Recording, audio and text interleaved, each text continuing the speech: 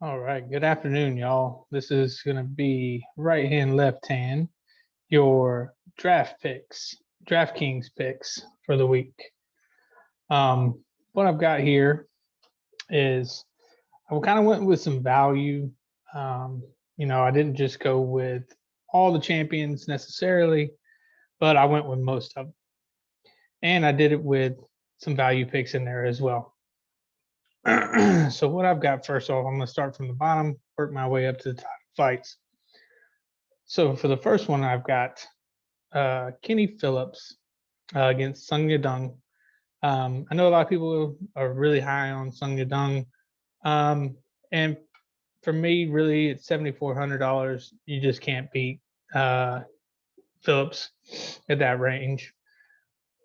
Then for the next one, what I have is I have Thiago Santos against Rakic.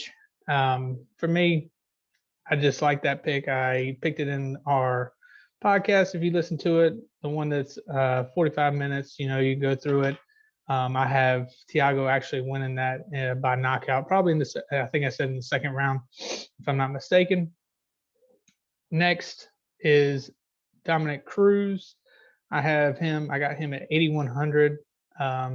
I just like the matchup experience. He just is someone that he fights at a championship level every time he goes. He got called against Henry Cejudo, who is arguably one of the best bantamweights, if not best bantamweight and flyweight there ever was.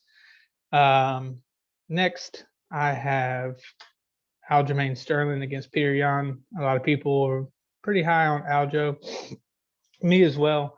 I just like the matchup. I think Aljo is going to take him down, grind it out, put him against the fence, and win by decision, if not decision in the later rounds by submission.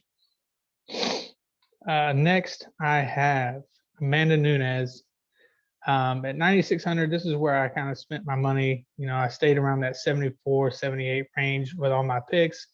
Dominick Cruz at 81 was really as high as I went. Took Amanda. She's a GOAT. I think she gets it done. If not, scores me a lot of points in the process. And then last, I have Izzy. I got him at 9,200. I mean, what more can you say? I mean, I think Izzy's going to get you a ton of points. If not, he's going to KO Yan. I do like Yan as a value pick, though. I think he's the cheapest person on the DraftKings lineup. I think he's, let me see here. Yeah, he's only 7,000. And really, there's